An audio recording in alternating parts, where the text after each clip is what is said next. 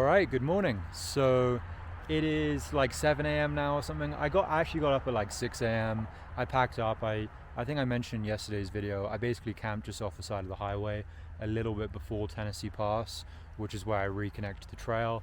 And yeah, now I'm basically just at the trailhead and just gonna get hiking on the trail. So pretty easy walk this morning. Last night it did rain a bit, but I had the tarp pitched. I had an interesting pitch. It was like, I think you call it a lean-to, which is like where it's kind of just like a diagonal pitch.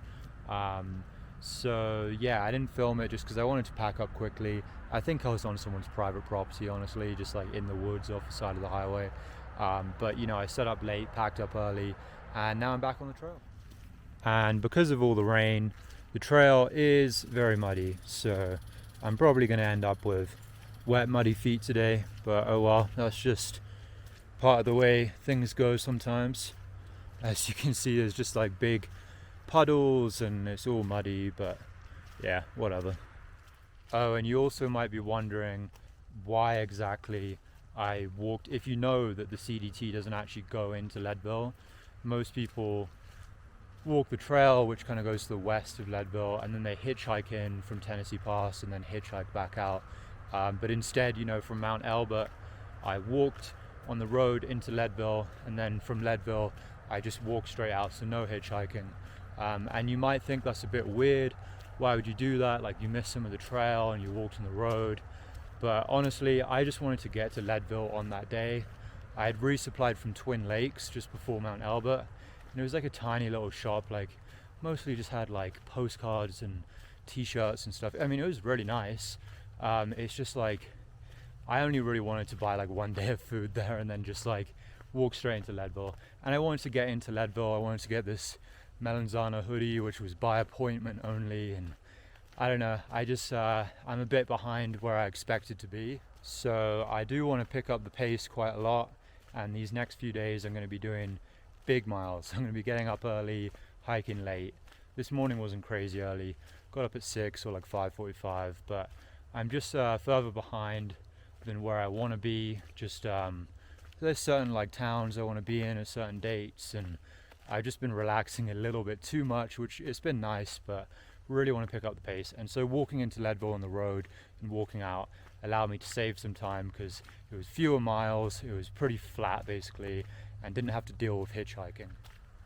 And also it was kind of cool. I mean, ideally it would be really cool to be able to hike the whole CDT without any hitchhiking, just because it would be cool to like be on foot the whole time.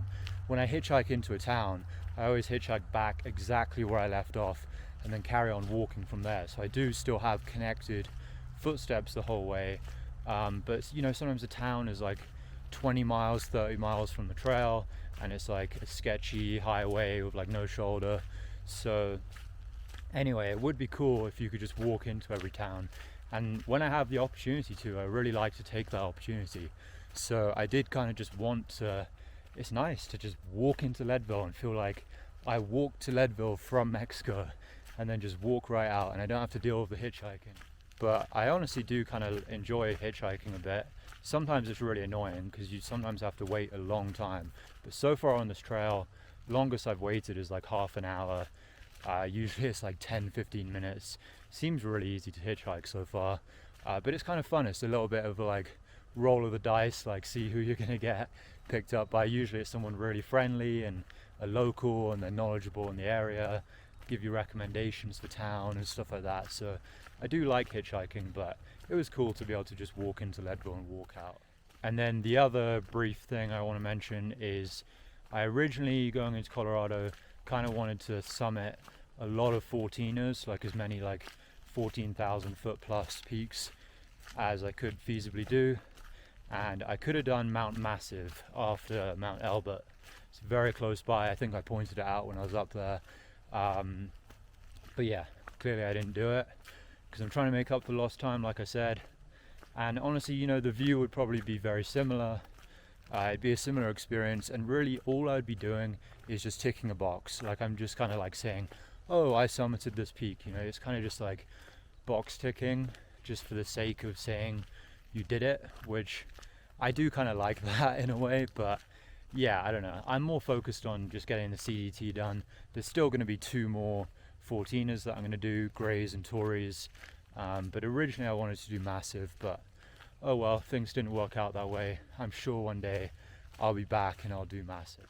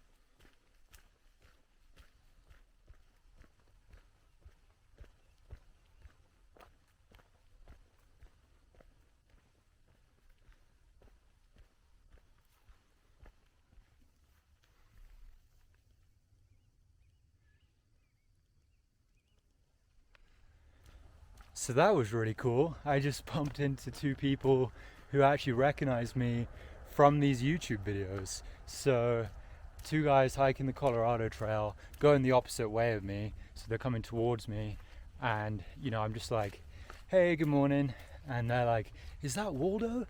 And they're like, nice to see you.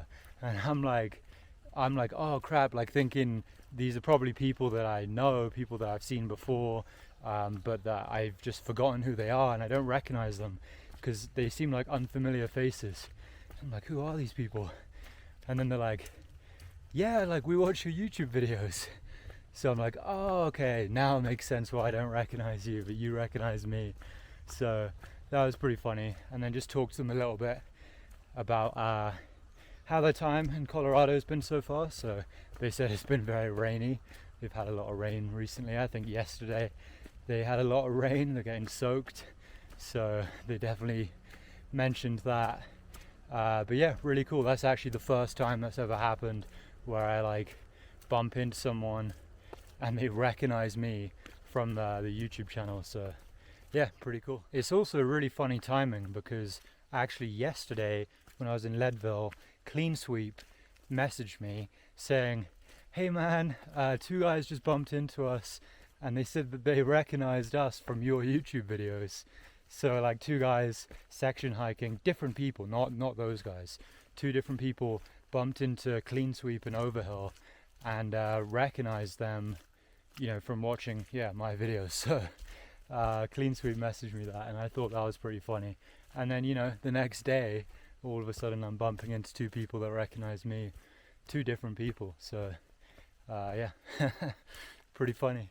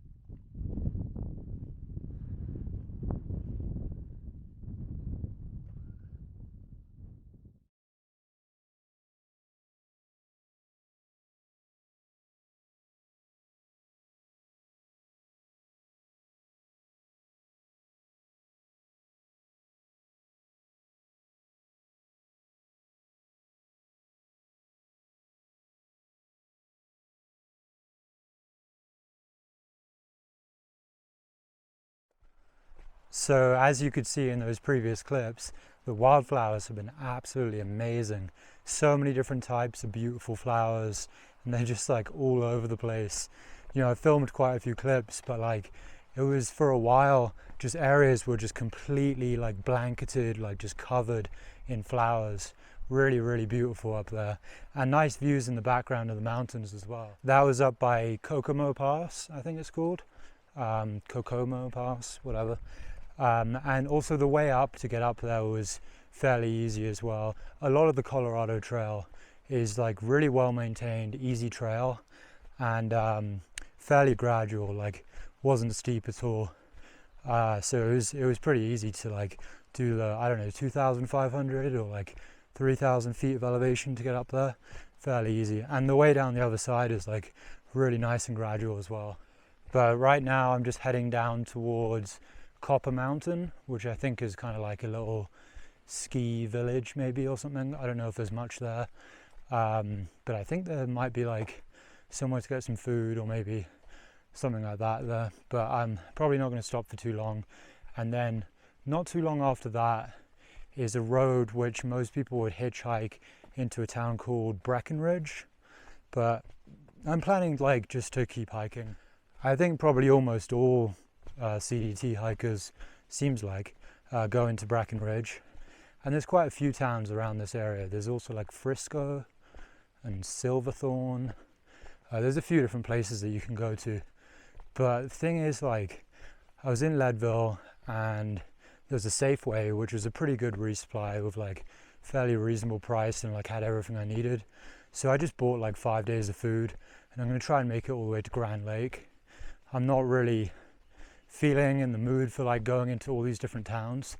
I just kind of want to be on the trail and get some miles in and make it all the way to Grand Lake. So that's the plan, just doing big days and kind of skipping these towns.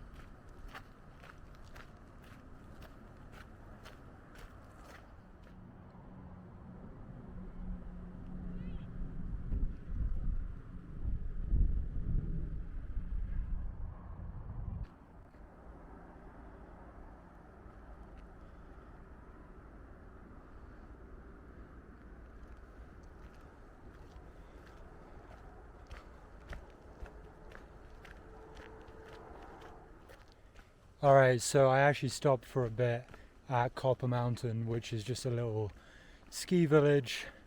You know, I went to the local pub or whatever, bar, restaurant, and got a burger and a couple of pints. It was pretty nice. It's expensive though. I mean, as you'd expect, it's a little ski village, but it was nice to stop for a bit, charge up my phone, get some food, and yeah, get a beer or two. So I actually got a green chili cheeseburger again, which is supposed to be a New Mexico thing, I think, but I keep seeing them in Colorado, so still haven't had one as good as the one I had in New Mexico though. So anyway, also it's like half the price in New Mexico, which was pretty nice. But yeah, met up with this guy, through hiker called Worm, who I'd met previously, and the last time I saw him was in New Mexico, and he'd skipped up ahead because of the fire closures. So yeah, it was cool to see him again. But yeah, back on the trail, trying to move kind of quickly right now, so I'm a little bit out of breath, just because it is getting dark and I want to find somewhere decent to camp. But yeah, that's pretty much all for today. Just gonna maybe find somewhere to camp in the forest, kind of close to the ski village, and then hopefully get up early tomorrow and do a big day.